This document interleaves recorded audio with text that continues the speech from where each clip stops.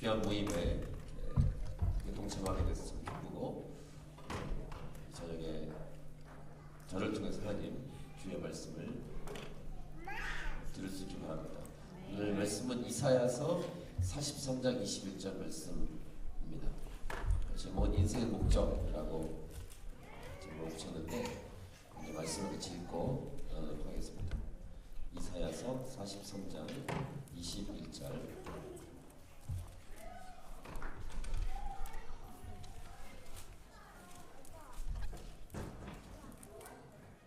같이 읽겠습니다. 시작.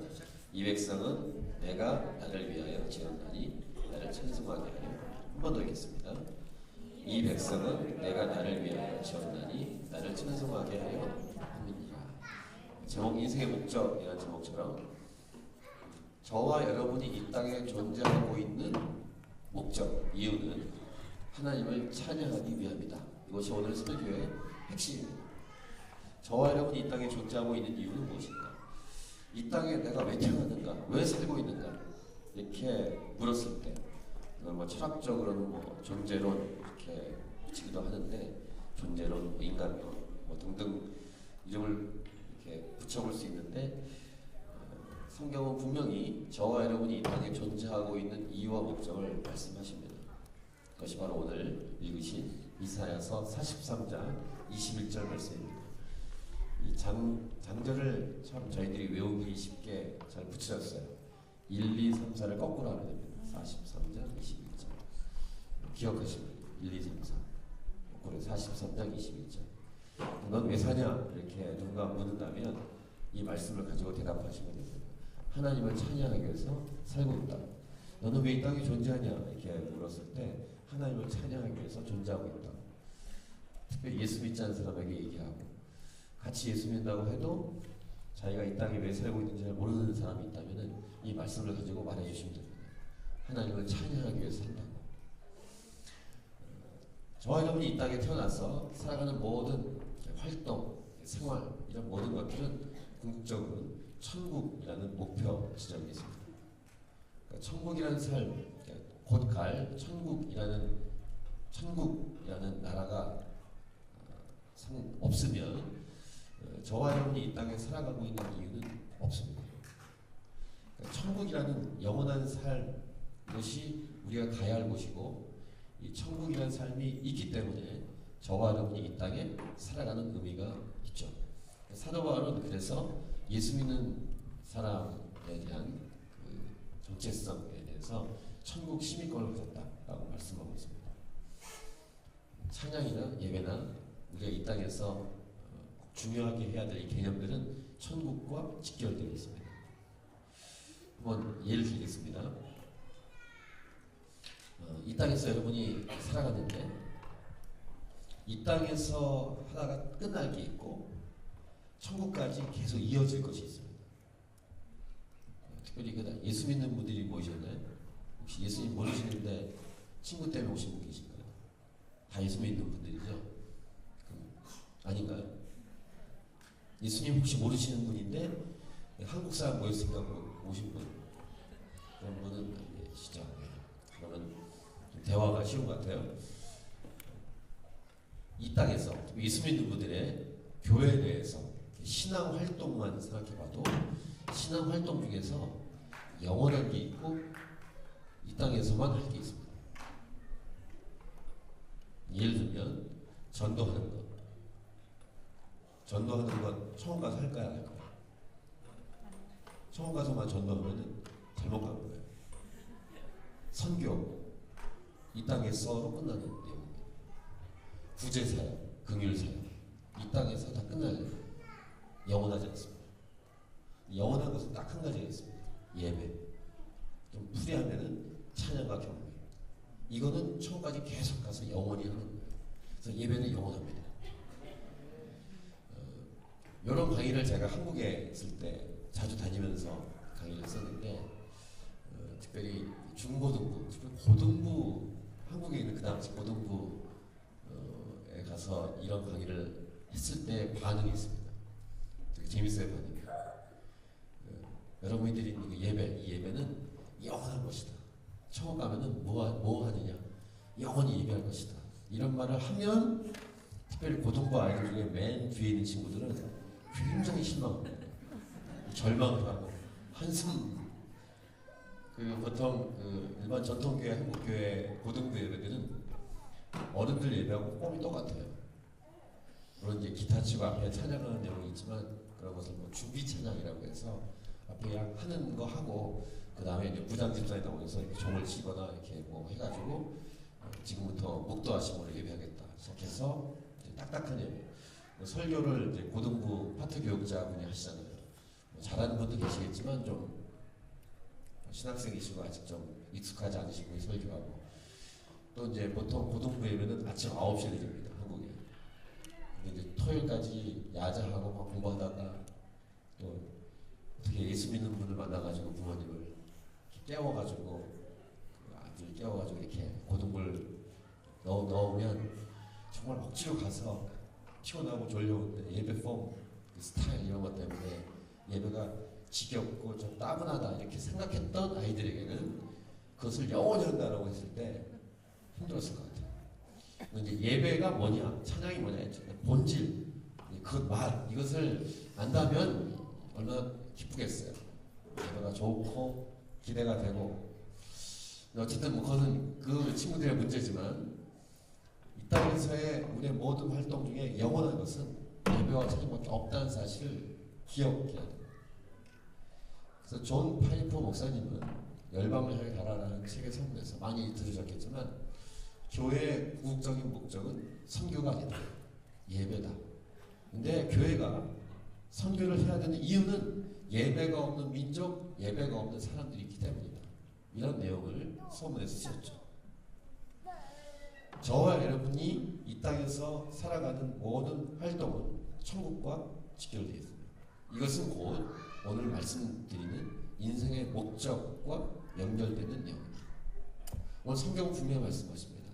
이 백성은 내가 나를 위하여 지었다. 이스라엘을 통한 하나님의 말씀이십니다. 하나님께서 저와 여러분을 창조했는데 창조한 이유와 목적은 하나님을 찬양하기 위해서다 라고 말씀하고 있습니다. 저와 여러분뿐만 아니라 이 땅에 존재하고 있는 모든 피조물은 존재하는 이유가 있습니다. 만들어진 목적이 있죠. 여기 마이크가 있습니다. 이 마이크는 이런 목소리를 이렇게 멀리 보내기 위한 도구입니다. 여러분이 앉고 있는 의자는 그렇게 앉아서 편안히 말씀을 듣고 할 수 있도록 만들어진 도구입니다. 각자의 목표가 있습니다. 어떤 것도 그냥 존재하지 않습니다. 무의미하게 존재하지 않습니다. 더욱이 하나님의 형상을 따라 창조된 인간은 말할 것도 없습니다. 그 중에 핵심을 오늘 하나님 말씀하시는 거예요. 찬양하기 위함이라. 그래서 하나님을 찬양하지 않고 이 땅을 살고 있다면 인간으로서의 존재 이유와 상관없이 살고 있는 것입니다. 그런데 안타깝게 마귀로 인해서 죄에 빠진 인간은 하나님을 찬양하지 않고 살아가고 있다는 것입니다. 그렇다고 해서 하나님을 찬양하지 않지만 예배하지 않고 살진 않습니다. 어떤 모양이든 예배를 하고 살고 있어요. 어떤 모양이든 찬양을 하고 있죠. 근데 그 찬양의 대상, 예배의 대상이 하나님이 아닌 다른 존재라는 사실이에요. 그것을 우상숭배라고 합니다. 모든 피조물은 하나님을 찬양합니다. 유독 특별히 인간만큼은 하나님은 특별히 구별해서 만드셔서 하나님을 예배하고 찬양하도록 하나님이 창조하셨습니다. 죄로 인해서 그 존재의 이유를 다 잃어버리고 그냥 그렇게 살고 있죠. 성경에 나온 여러 스토리 중에 누가복음 19장에는 이런 내용이 나옵니다. 예수님이 예루살렘 성에 입성하십니다. 입성하실 때 무리들, 제자들이 종려가지 흔들고 겉옷을 펴고 하나님을 기뻐하며 소리를 지르며 찬양하고 있습니다. 주의 이름으로 오시느냐, 평화의 왕, 이렇게 엄청난 찬양을 하고 있을 때 그 무리 중에 어떤 바리새인이 있었습니다. 그 바리새인이 그런 찬양하는, 예수님을 찬양하고 있는 것이 불편한 거예요. 그래서 예수님이 직접 찾아옵니다. 그래서 예수님에게 말합니다. 이 사람들을 책망하소서. 그러니까 그 바리새인은 예수님이 하나님이라는 사실, 메시아라는 사실을 믿지 않고 있는 거예요. 그냥 선생이요, 이 정도로. 그래서 그 예수님을 찬양하는 것이 못마땅합니다. 그래서 책망하소서라고 말했을 때 예수님의 대답이 아주 걸작입니다. 똑같은 장면이 있어도 이 표현은 누가복음만 나옵니다. 뭐라고 말씀하시냐면은 이 사람들이 잠잠하면 돌들이 소리친다 이렇게 말합니다. 저는 이 말씀을 계속 묵상할 때 몇 가지로 이렇게 의미를 생각합니다. 첫 번째, 모든 피조물은 하나님을 찬양해야 하고 찬양하고 있다. 두 번째, 돌들까지도 하나님을 찬양하게 될 것이다. 이런 내용입니다. 그리고 본인 하나님은 예수님은 하나님이시죠. 찬양받기에 합당하다. 이런 내용들을 얘기하는 거죠. 근데 저는 개인적으로 이 부분을 또 하나 더 묵상합니다. 너 바리새인은 돌보다도 못하다. 이런 내용을 얘기합니다. 돌까지도 소리 지르고 하나님을 찬양할 텐데 너는 찬양하고 있는 무리들의 그 모습을 못마땅하게 하고 있거든. 그 표현은 하나님이신 예수님이 하나님을 찬양하는 것이, 이 피조물 찬양하는 것이 합당하다는 사실을 말씀하시는 내용입니다.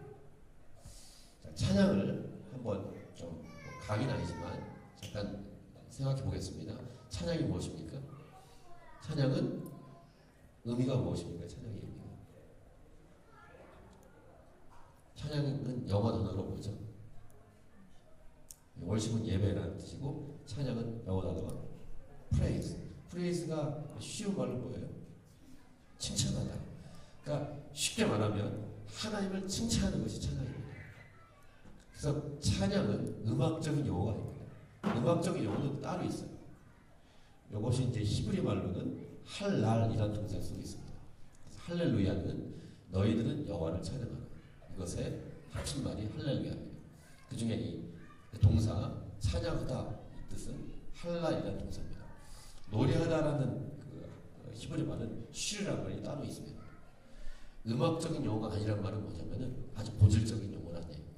할랄은 찬양하다, 즉 쉬운 말로 하나님을 칭찬하라 이런 말입니다. 칭찬한다는 것은 우리가 하나님을 칭찬하기도 하지만 옆에 있는 사람을 칭찬할 수 있습니다. 그래서 우리 형제님이 성함이 뭐예요? 성함이 국진 형제님, 우리 아까 인도하신 형제님은 성함이 뭐죠? 이남면. 국진 형제님이 이남면이 한번 한 가지만 칭찬해 보세요. 잘생겼어요. 욕을 한 거예요. 남기 형제님은 국진 형제님 한번 한 가지 칭찬해 보세요. 신앙이 너무 좋다. 칭찬을. 누구를 칭찬한다는 것은 서로의 관계가 어느 정도 연결되어 있어야만 칭찬이 쉽습니다. 여러분 저를 처음 보셨죠? 그러니까 여러분은 저를 칭찬하려면은 그냥 겉에 보는 모습 정도밖에 칭찬 못합니다. 서로 친하면 칭찬하는 깊이가 달라져요. 서로 알고 있는 사이죠? 잠시 부부가 많이 오셨는데 부부, 커플이 어디 계신가요? 네, 저기 좋은 커플, 예. 부부 아니에요? 죄송해요. 이거 부부예요? 이거 좋네요. 결혼한 지 얼마 되셨어요? 1년 2개월. 연애는요? 그럼 2년 4개월? 그럼 2년 4개월 동안 서로 알겠네요. 그 전에는 몰랐었죠? 네, 아무튼 알겠습니다. 그럼 2년 4개월 정도 서로 알아온 관계면은 칭찬하게 되는 거예요. 기대해 보시고 들어보세요. 남편은 아내를 한번 칭찬해 보세요. 남편께서 아내를 잘하셔야 돼요. 그냥 하시면 돼, 있는 그대로. 저희 아내는 물론 저기 칭찬 말고 칭찬이 아닌 것들을 많이 할 수 있는 것이 또 인간이에요. 인간은 연약해서 칭찬 말고 이렇게 비난하거나 비판하는 게 많죠. 그런 거 다 빼고 칭찬만 한 가지. 저희 아내는 굉장히 이렇게 막 손을 꺾고 부들부들 떨면서 굉장히 헌신적이고 남편을 잘 높여주고. 네, 아내는 남편을 한번 칭찬. 이 정도. 2년 4개월 정도 이렇게 사시면은 이 정도의 칭찬 괜찮아 할 수 있는 거예요. 혹시 좀 더 오래 사신 분 안 계신가? 한 10년 정도 되신 분 결혼하신 지 젊은 커플이 많아져가지고 여기까지 하고요. 그러니까 칭찬한다는 것은 서로의 관계가 연결돼 있어야 돼요. 여러분 유행처럼 한국교회 80년대부터 찬양과 경배 열풍이 불어왔는데 찬양과 경배는 어떤 용어나 무브먼트를 넘어서게 돼요. 무슨 말이냐면은 이것은 본질적인 거예요. 경배 또는 예배, 월십이라고 아까 영어 번역 말씀하셨는데 예배는 뭔가, 찬양은 뭔가 한번 생각해 보셔야 돼요. 예배는 뭘까? 예배는 하나님과의 사귐과 교제의 부분이에요. 관계라고 하죠. 하나님과의 만남, 하나님과 사귐과 교제. 찬양은 아까 말한 것처럼 칭찬하는 것, 자랑하는 것, 높이는 것. 이 두 개념이 연결되어 있어요. 그러니까 하나님을 만나서 처음 만나는 것은 예수님을 통해서 만나죠. 그래서 만나기 시작해서 하나님과의 교제와 사귐을 통해서 계속 친해지고 가까워지는 관계와 동시에 그 하나님을 칭찬하고 자랑하고 높이는 것이 찬양입니다. 이것은 예배의 신앙생활의 핵심입니다. 아주 중요한 핵심. 근데 이것은 옆에 있는 사람과의 관계도 그렇게 연결되어 있어요. 이 찬양에 대해서 여러 가지 설명할 수 있는데 하나님을 찬양할 수 있는 사람의 특징은 옆에 있는 사람과의 관계에서도 그 사람을 칭찬하고 자랑하고 축복한다는 거예요. 예배의 대명사였던 다윗은 시편 150편 중에서 아주 독특한 시편 하나를 남겨놨어요. 그것이 시편 133편입니다. 근데 그 내용은 어떤 내용이냐면은 형제가 연합하여 동거함이 어찌 이소가 아름다워 이렇게 수평적인 부분을 노려요. 그런데 하나님이 얼마나 기뻐하시냐면 거기다가 복을 명하셨는데 영생이 이루다 이렇게 노래하죠. 하나님이 좋아하고 있다는 거예요. 하나님이 너무 좋아하신다는 거예요. 하나님을 칭찬한다고 하면서 찬양한다고 하면서 옆에 사람을 비난하고 표현하는 것은 하나님을 찬양하고 있지 않은 것입니다. 이것을 예수님은 이렇게 연결시켰습니다. 하나님 사랑, 이웃 사랑. 사도 요한은 서로 사랑하라 이렇게 연결시켰어요. 그러니까 찬양이라는 것은 그냥 단순한 이 집회에서의 노래를 부르는 것이 아니라 하나님을 칭찬하고 자랑하는 것이다. 오늘 이 제목처럼 하나님이 기대하는 하나님이 원하셨던 저와 여러분 인생의 목적은 하나님을 높이고 칭찬하고 자랑하는 것인데 이것은 우리의 삶의 본질, 전부예요. 또 다른 각도로 얘기할게요. 예배를 좀 다른 각도로 정의를 하겠습니다. 예배는 하나님과의 만남, 교제와 사귐이라고 설명드렸고 또 하나의 설명은 가치에 대한 반응이에요. 그래서 월십이라는 단어는 앵글로색슨 고어에서 찾으면 월스 가치라는 단어 플러스 ascribe 모모에게 돌린다라는 뜻이 들어있습니다. 가치에 합당한 반응. 이런 비유가 천국 비유 중에 있는데 마태복음 13장 44절에서 마치 천국은 밭에 감춘 보화와 같으니 어떤 사람이 그 보화를 발견한 후 밭에 있는 보화를 발견한 후 집에 돌아가서 전 재산을 다 팔아 그 밭을 사느니라 라고 말하죠. 자, 생각해보세요. 그 비유에서 중요한 것은 두 가지 메시지가 있습니다. 첫 번째, 그 밭에 감춘 보화의 가치를 알기 때문에 전 재산을 다 판 거예요. 가치를 모르면 그 보화를 보고도 그냥 지나갔을 것입니다.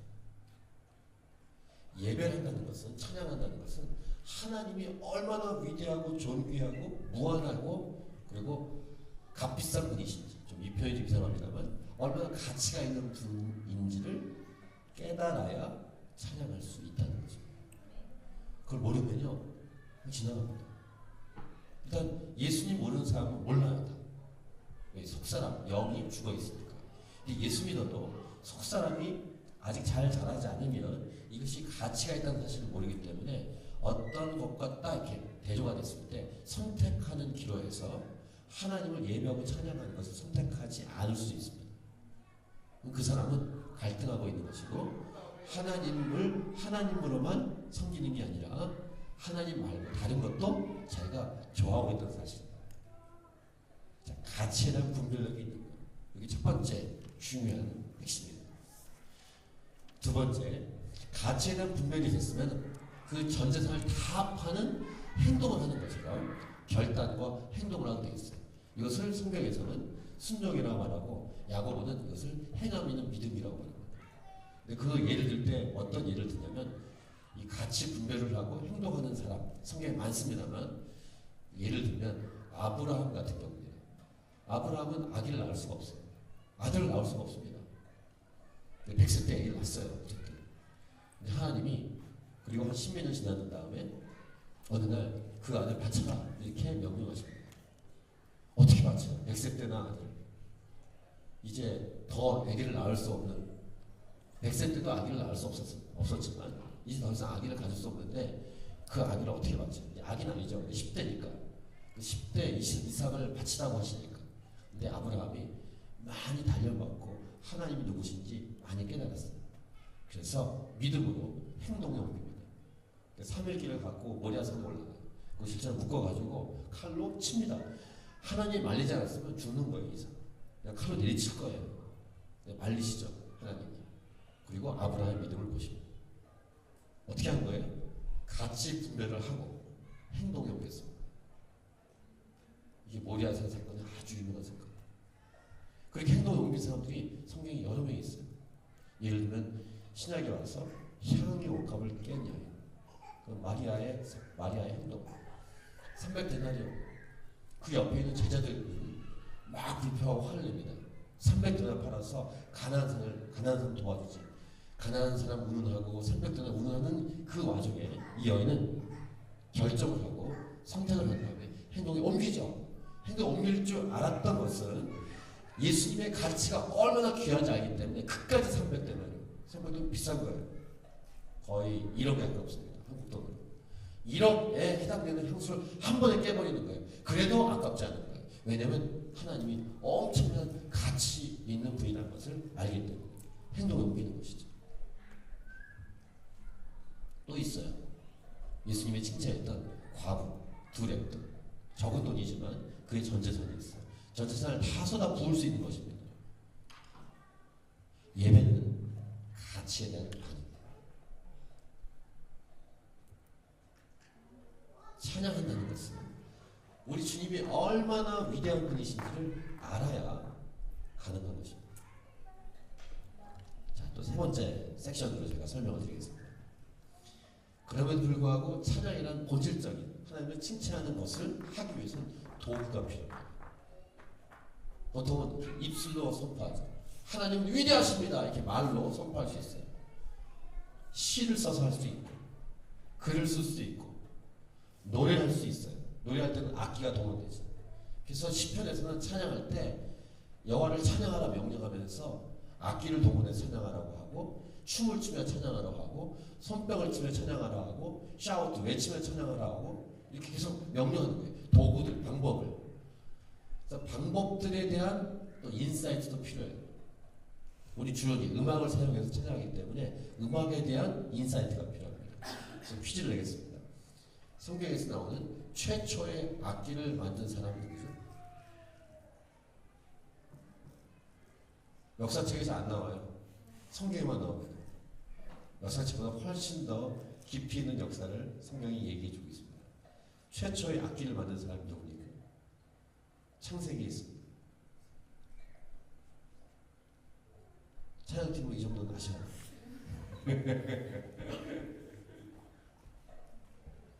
누굴까요? 그 창세기의 내용을 펼치면서 여러분 안에 눈이 열릴 거예요. 그리고 아주 중요한 진리를 배우게 됩니다.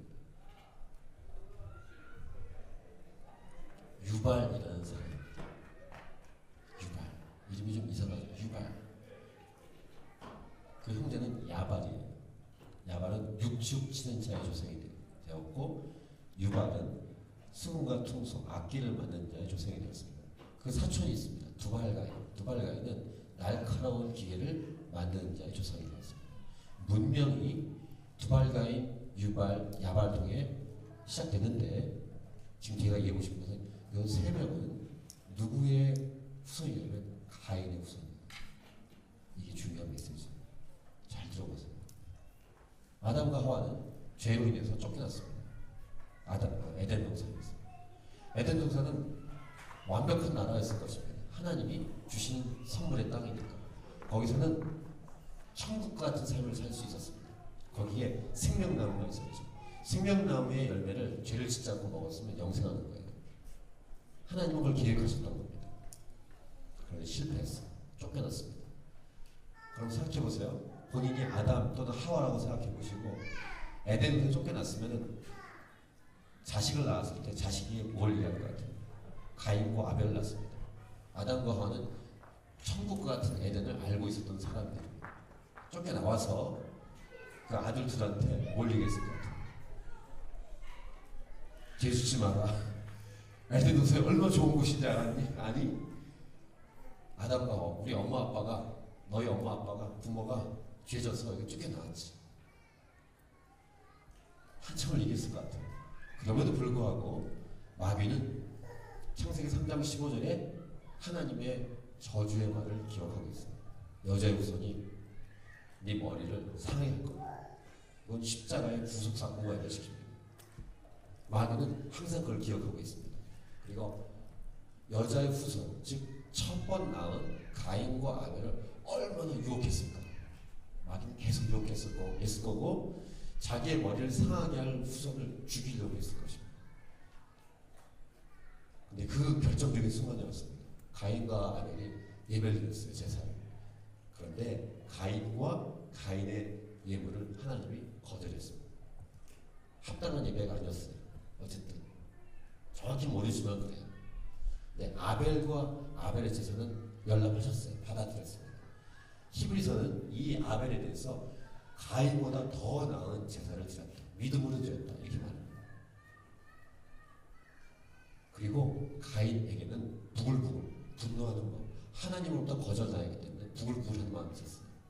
하나님을 다 하셨기 때문에 너는 죄를 다스리라. 이렇게 얘기했어요. 아벨을 죽이기 전에 기회를 주신 거예요.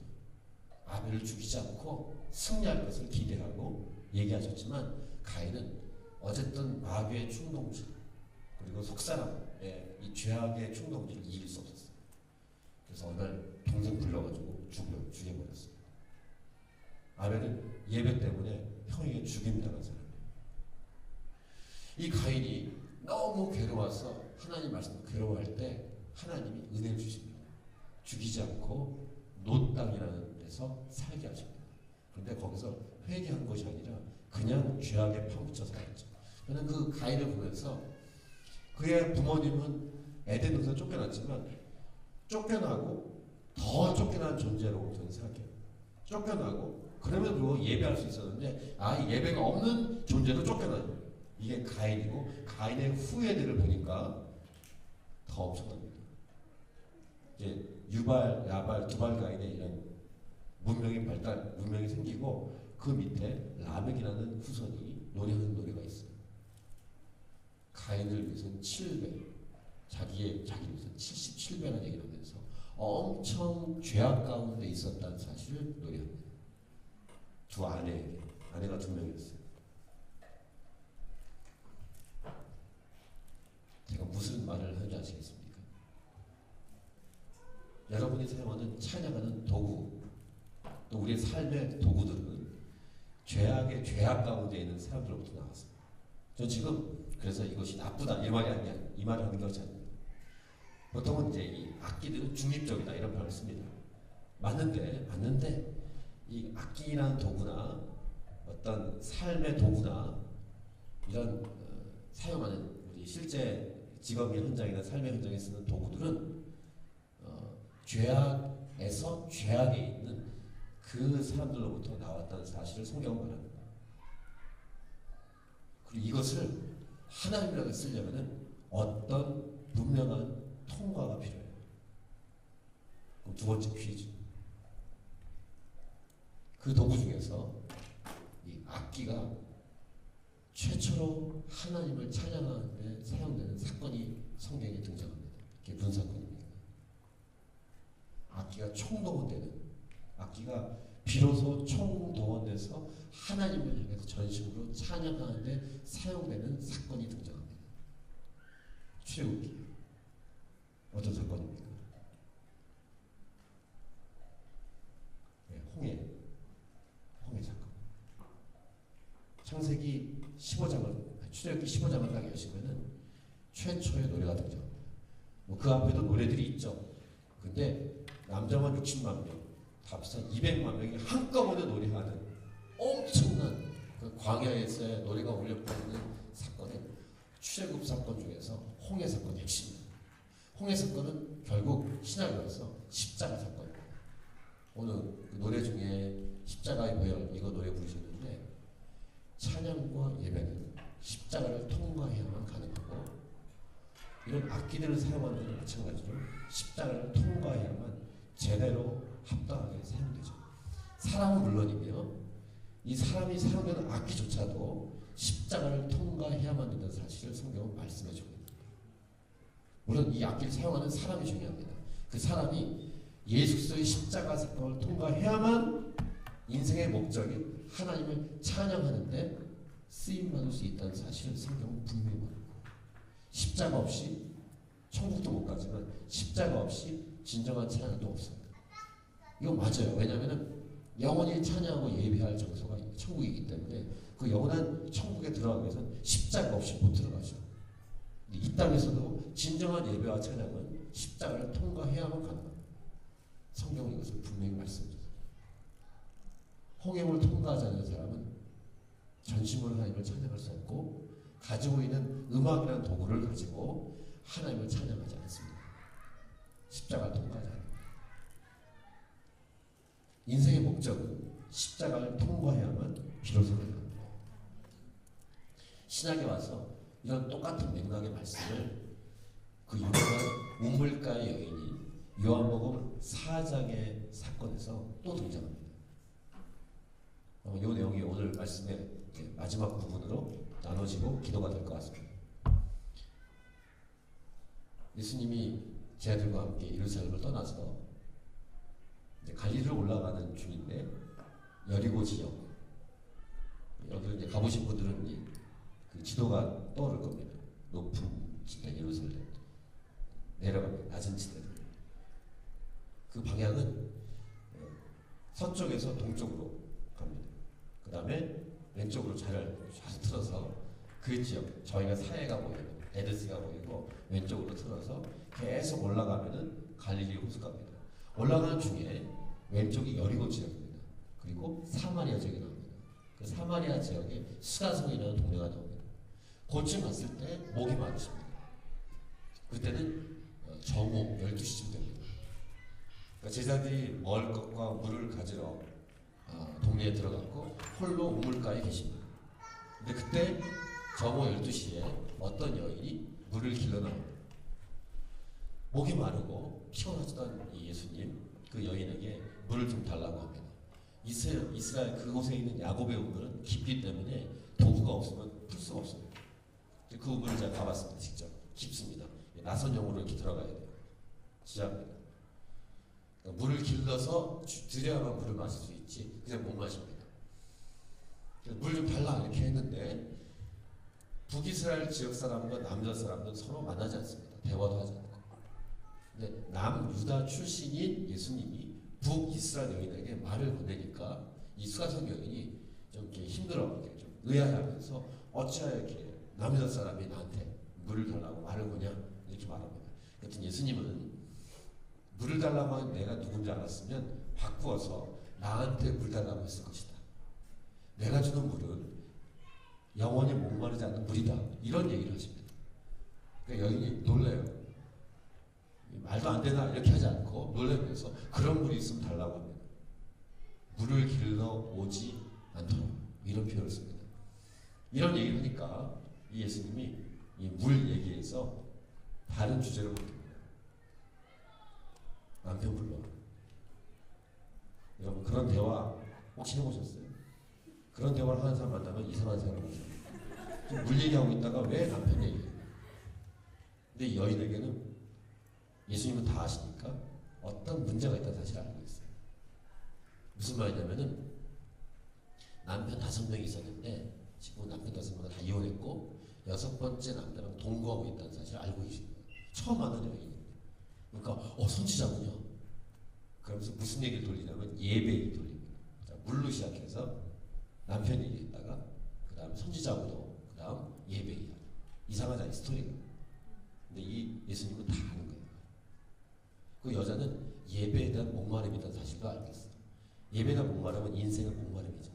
즉 그 깊은 속에는 영을 하나님으로만 채울 수 있는데 하나님과 상관없이 마치 그 물 기르고 마셔도 또 목마른 것처럼 영의 깊은 목마름이 있다는 사실을 예수님은 알기 때문에 대화를 이렇게 한 거예요.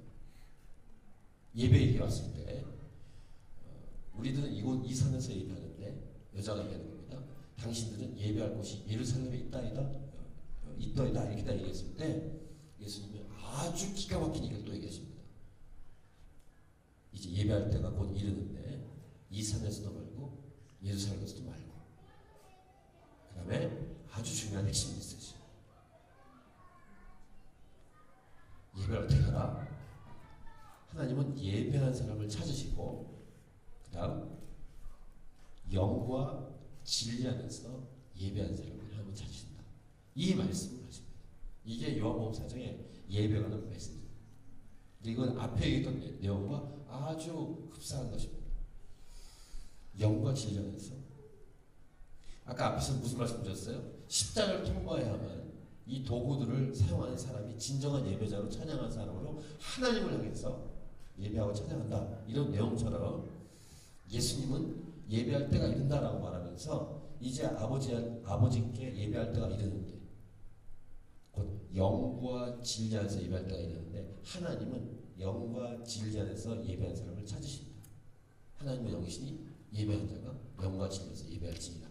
이렇게 말씀하셨어요. 그 영이란 말은 영어로 in spirit, 진리란 말은 in truth라는 단어죠. 영과 진리. 그러니까 예배는 장소의 개념이 아니라는 것입니다. 예배는 어떤 전통의 개념이 아니에요. 예배는 어떤 교단의 개념이 아니에요. 예배는 어떤 문화의 개념도 아니에요. 뭐 순보 계통이냐 장로 계통이냐 젊은이 예배냐 어른 예배냐 이런 것은 사람이 만든 것이지 예배 본질과는 상관이 없어요. 예배의 본질은 핵심은 딱 두 가지, 영과 진리 안에서 이렇게 말씀하고 있어요. 그게 뭔지 알아야죠. 카이라는 단어를 그 문장에 쓸 때는 영 곧 진리라고 쓰는 것이 맞는데 이 말입니다. in spirit. 이것이 개혁 한글 옛날 번역에서는요, 개혁 한글에는 신령과 진정이라고 했었습니다. 그러니까 제가 예수님을 중간에 믿었어요. 22살에 교회 처음 가서 제가 갔던 그 모교회 예배 보면은 그 대표기도 하시는 안수집사 장로님이 대표기도 할 때 주일날 대표기도니까 예배를 위해서 기도할 때 오늘 예배가 신령과 진정으로 드려지도록 이렇게 얘기합니다. 억양이 있어요. 신령과 진정으로 이렇게 힘을 주십니다.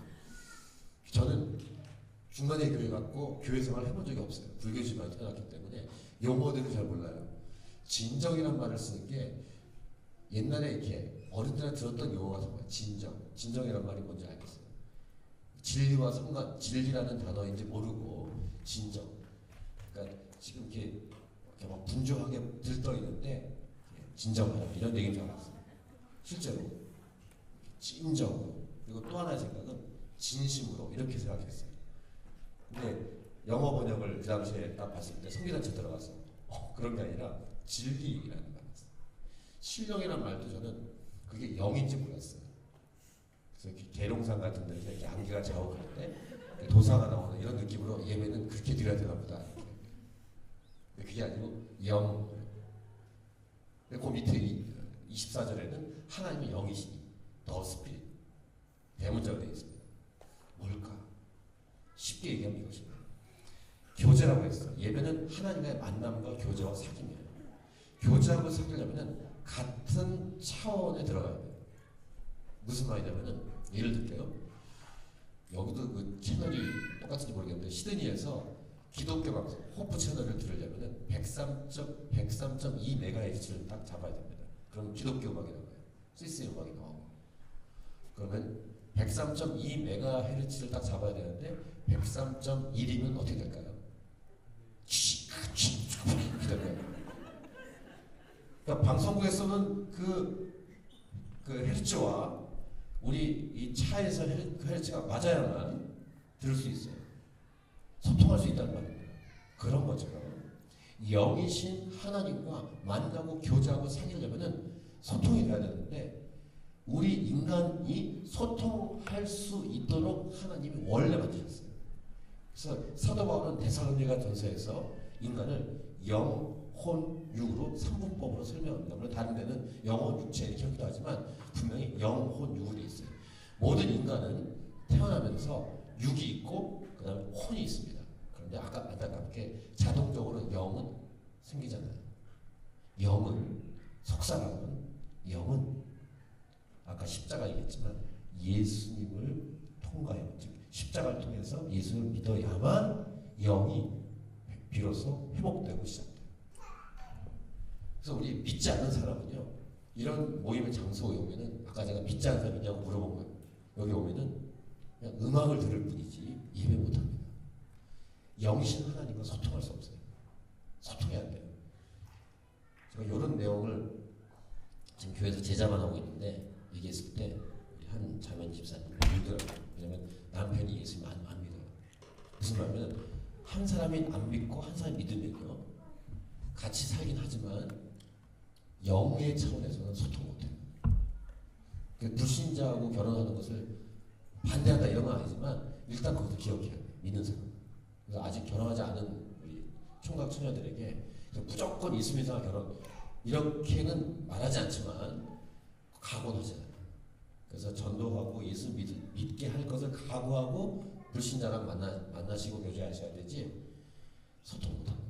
어느 자리까지 혼의 차원까지. 혼이라는 것은 감정, 같이 영화도 보고 눈물도 흘리고 정서가 있고 지적인 동의가 있고 의지가 있고 이런 차원까지는 움직일 수 있어요.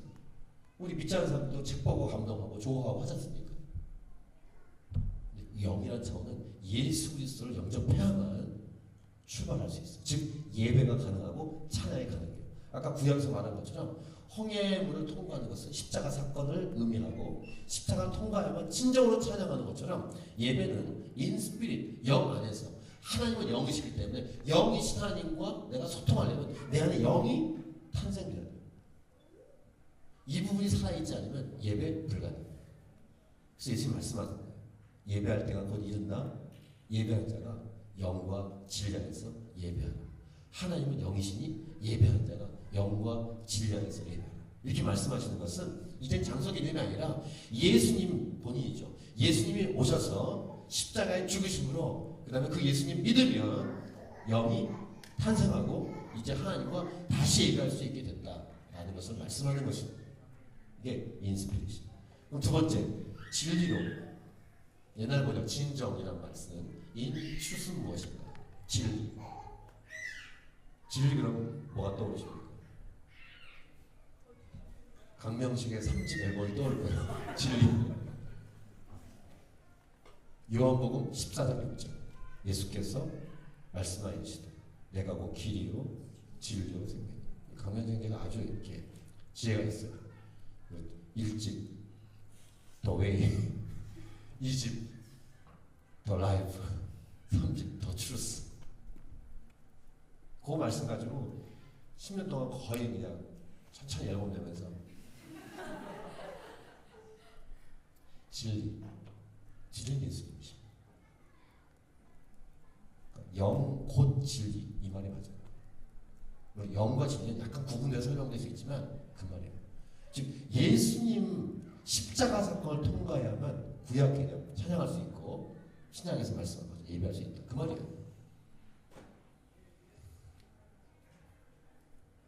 예배가 궁극적인 목적이고 찬양이 궁극적인 목적인데 반드시 선교하고 전도해야 되고 복음을 전해야 되는 이유는 예배가 없고 찬양이 없는 민족이나 사람이 있기 때문이다. 궁극적인 목적을 위해서 반드시 복음을 증거해야 된다. 라는 내용을 아까 얘기한 존 파이프 목사님이 얘기하신 거 성경에서 말씀하신 내용이 있습니다. 인생의 목적. 모든 인류는 모든 피조물은 다 하나님을 찬양하고 예배하도록 지음받았는데 유독 인간만큼은 마귀로 인해서 타락되어서 하나님을 예배하고 찬양하지 않고 다른 것을 우상 숭배하고 있는 것으로 전락되었는데 다시 하나님은 이것을 회복시키기 위해서 십자가에서 죽으시는 대가짐을 졌고 그 예수님 믿으면 다시 하나님 예배하고 찬양할 수 있는 그래서 영원히 그 나라 천국으로 구원받은 백성이 들어가 영원히 하나님을 다시 예배하고 찬양하는 그 나라로 우리를 초대하시는 거예요. 이것이 인생이고 하나님이 인생을 창조하신 이유. 그 위대한 사명을 저와 여러분이 먼저 믿었기 때문에 갖고 있는 거예요. 그래서 끝까지 복음을 증거해야 되죠. 저희 캠퍼스 들어오면서 전 AAU 이곳에 처음 왔습니다. 어쨌든 이것도 대학교이기 때문에 저의 이 과거가 쫙 떠올라요. 전 중간에 있습니다. 전 85학번이에요. 한국에서 85학번으로 대학교에 딱 들어갔을 때 너무 좋았어요. 이제 자유다. 고등학교 1학년, 2학년 때 정말 열심히 공부했어요. 그 전까지 공부 잘 안 했습니다. 공부해서 성적을 막 올리고 전교에서 막 등수가 막 올라가고 그래서 제가 바라봤던 대학이 있었어요. 그래서 고3 때 나쁜 친구들 만나가지고 다시 이렇게 약간 좀 내려가서 어쨌든 겨우 해서 저는 그 흑석동에 있는 중앙대 들어갔습니다. 물리학과를.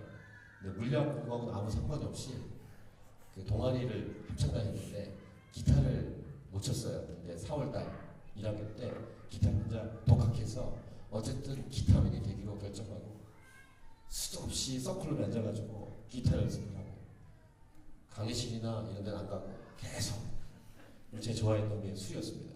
술 엄청 먹으면서 술과 노래로 쪄들어서 이 대학생활을 보냈던 이 대학교 들어오면서 대학에 들어오면 항상 저의 과거가 떠오릅니다. 그런데 거기서 하나님이 노래를 시키고 악기를 다루게 해서 다시 예수 믿게 한다. 마치 홍해를 통과한 다음에 찬양하도록 하는 것처럼 저를 만드신 그 스토리를 전 지금도 기억을 해요. 제가 이렇게 목이 이렇게 된 이유가 나중에 성교단체 가서 예배하면서도 됐지만 그 전에 이미 하나님이 제 목을 다루셨어요. 저는 지금 약간 좀 나이 때문에 여러 가지 이유로 목소리가 많이 길었지만 전 새벽에 쩌렁쩌렁 올라갈 수 있어요. 샤우트 할 수 있고 목을 튀었어요. 술 먹고 고래고래 소리 질렀기 때문에 목이 다 튀어 있어요. 그때는 마이크 시스템이 없었기 때문에 이 캠퍼스들에서 저희 동아리가 그 당시 뭐냐 120명이 모입니다. 1, 2, 3, 4을 복학생. 거기서 기타 하나, 앰프 이런 거 없이 기타 하나로 와서 예배 인도가 아니라 싱얼롱을 해야 돼요. 그 대학가의 노래들이죠. 엄청나게 목이 튀어야 돼요. 기타 같은 경우도 치는 이 스트로크 주법이 좀 달라요. 일단 웬만한 기타 줄은 다 끊어집니다. 엄청 치기 때문에. 기타가 여러 대가 나가야 돼요. 그렇게 1학년, 2학년, 3학년 하다가 예수님 만났어요. 그리고 이제 그 찾아간 그 교회에서 담임 목사님이 저를 앞에 저녁 예배 세워가지고 예배도 하라고 찬양도 하라고. 근데 그분도 참 모험하시는 거예요. 예수 믿은 지 몇 개월밖에 안 된 사람을 세웠으니까. 제가 이거 할 때 얼마나 괴로웠을까 그 성도님들이 꼭 참고 계시는 거예요. 권사님, 장로님. 그러다가 제가 이제 다드림이라는 단체에 들어가서 제대로 훈련을 받기 시작해요. 거기서 예배가 뭐고. 그래서 지금 제가 얘기하는 건 다 배운 거거든요. 그리고 실제 훈련을. 그러니까 예배 사역 하다가 온누리교회, 서울의 온누리교회를 가게 됐어요. 거기서 화요성령 집회인도 하고. 그러다가 제 학교 후배가 그 다리 노는 사람들이라고 단체가 합쳤는데 다드림 뭐 입만을 다 합쳐가지고 다리 노는 사람들이라는 단체가 됐습니다. 97년도에. 그 단체에서 음악 예배팀이 다시 독립됐어요. 이렇게. 그게 어노인팅이에요. 어노인팅의 사장이 박기범 형제인데 그 같은 중앙대학교 후배입니다. 제가 화요성 집회 인도하고 있으니까 형 와서 어노인팅 4집을 예배 인도 녹음하라 해가지고 제가 섬기는 오늘이 양재성전, 희락성전에서 4집을 녹음했습니다. 그게 저의 찬양사역의 흐름이에요. 그리고 그 이후부터 다니는 사람들 컨퍼런스를 계속 가서 예배를 했습니다. 그때는 샤우트하고 외치고 전기 때문에 가능했어요. 지금 못해요. 힘이 들어서. 근데 그렇게 하면서 그러니까 저는 그 싱어들이 너무 괴로워했던 인도자 중 하나입니다. 그 엄청 고음을 막 엄청 돌리고 배우니까 조금만 하면 목이 다 쉰다고 하면서 샤우트 한다고. 저의 별명이 몇 가지 있었어요. 근데 그런 모든 줄기가 보면은 그곳에서 하나님은 예수 믿기 전에 나에 대한 계획을 다 세우시고 술과 기타와 이 앰프가 없는 세상, 기타만 치게 하고 하나님이 고수세요. 이렇게 한 다음에 바닥을 치게 하고 아시겠지만 하나님과 상관없이 음악으로 노래하지 않습니까? 우울해집니다. 한번 여러분이 그런 실험을 할 필요 없지만 그렇게 안 될 거예요. 중간에 믿으신 분들은 믿지 않을 때 한번 보세요. 이렇게 이민 생활을 하다 보면은 재미없잖아요. 재밌는 걸 찾다가 한국 드라마 한 두세 편 이렇게 걸어놓고 한 편당 한 16개씩 그렇게 보세요. 어떻게 되나? 우울증 걸릴 거예요. 비슷해. 자기가 좋아하는 거지만 집중해보세요. 중독이 걸리는 거예요. 저는 거의 알코올 중독 3기까지 갔어요. 온몸에 빨간 반점 다 돋고 삐쩍 말라가지고. 그런데 그때는 내가 현역 가겠다고 이렇게 신청부터 했는데 신청이 괜찮은데 오히려 눈이 나쁘다고 해서 상부 방위. 그래서 방위 생각하다가 예수님이 됐어요. 왜냐면 계속 또 대학교 가게 되니까 놀고 놀다가 아무튼 친구 후배 통해서 교회를 처음 가게 됐어요. 어쨌든 하나님이 없이 하는 모든 것들은 목마르게 됐어요. 이 목마름을 알게 됐어요. 목마른 바닥을 치면은 누굴 찾게 돼 있습니다. 그때 하나님 붙여주신 사람 중에 예수님의 사람이 있습니다. 그러면 이 영이 시작되면서 이거였구나. I found that. 밤에 찾아온 니고데모죠. 우물가의 여인처럼. 그리고 자신의 인생의 목적이 뭔지를 알게 됩니다. 쭉 정리합니다. 하나님은 영원하신 분이시고 오직 사랑하시죠. 그리고 하나님은 찬양과 합당한 분이십니다. 하나님은 삼위일체로 세 분이 서로 사랑하셔도 괜찮았어요. 그 사랑이 오버플로잉 돼서 피조물을 만드셨죠. 그 중에 하나님의 계획은 하나님의 형상을 따라 지은 인간을 창조하는 거였습니다. 그래서 첫째 날부터 쭉 인간이 살 수 있는 여건을 다 만드신 다음에 마지막 날 인간을 만드시고 그 다음에 인간을 그냥 만든 게 아니라 남자 여자를 만드시고 가정이랑 공동체를 탄생시키면서 에덴 동산에서 천국 같은 삶을 살게 하셨는데 죄로 인해서 타락된 인간 하나님은 안타까우셔서 다시 구원의 계획을 갖고 계셨고 십자가를 통과해서 이제 천국으로 우리를 부르시는 천국에서 원래 갖고 계셨던 하나님과 교제하고 예배 하나님을 찬양해 그런 삶을 원래부터 갖고 계셨고 이 죄악이라는 것을 해결하면서 다시 구속해서 구원해서 하나님을 예배하고 찬양하는 원래 인생의 목적 피조물의 목적을 하나님은 이루셨고 이루고 계시는 과정 가운데 저와 여러분이 이 땅에 살고 있습니다. 이것이 성경의 스토리고 저와 여러분이 이 땅에 존재하는 이유예요. 오늘 성경 말씀하십니다. 1, 2, 3, 4 거꾸로 43장 21절 이사야 말씀 이 백성은 내가 나를 위하여 지었고 나를 찬송하게 하려 합니다. 분명하게 애매모호하게 말씀하지 않습니다. 하나님을 찬양하는 것 하나님을 높이고 칭찬하고 자랑하고 더 나아가 하나님을 영과 진리 안에서 만나고 교제하고 사귀는 예배소로 우리를 부르시기 위해서 우리를 이 자리에 이 땅에 살게 하시죠. 이런 것을 분명히 안다면 내가 왜 어쩌다가 이 호주 땅에 왔을까? 이 캔버라에 왔을까? 또 시드니 왔을까? 이런 질문. 그 질문의 궁극적인 답은 하나님이 여러분을 인생의 목적대로 하나님을 찬양하고 예배하는 백성을 만들기 위해서 그리고 아직 그 인생의 목적을 찾지 않은 사람에게 그 인생의 목적을 찾도록 돕는 통로로 세우도록 이곳에 저와 여러분이 있고 오늘 이 시간에 저와 여러분이 이 장소를 만나보십니다. 열리지 않으세요? 여기 쫙? 전체가 왜 말씀을 봐야 되며 왜 기도해야 되며 왜 공부를 해야 되는지를 알게 됩니다. 왜 이 대학에서 AMU에서 왜 공부해야 되는지를 알게 됩니다. 그 과목을 왜 해야 되는지 저는 그것을 못했어요. 물론 그래서 신학으로 하나님이 저를 돌려주셨지만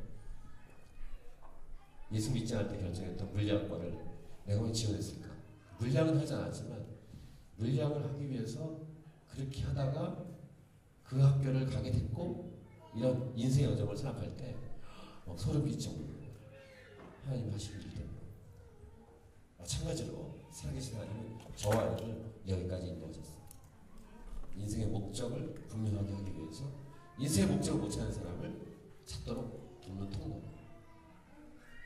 여러분 인생 속에 하나님을 예배하고 찬양함이 끝이 없어질 것을 축복하고 또 하나님 그렇게 여러분을 만들어 가실 것입니다.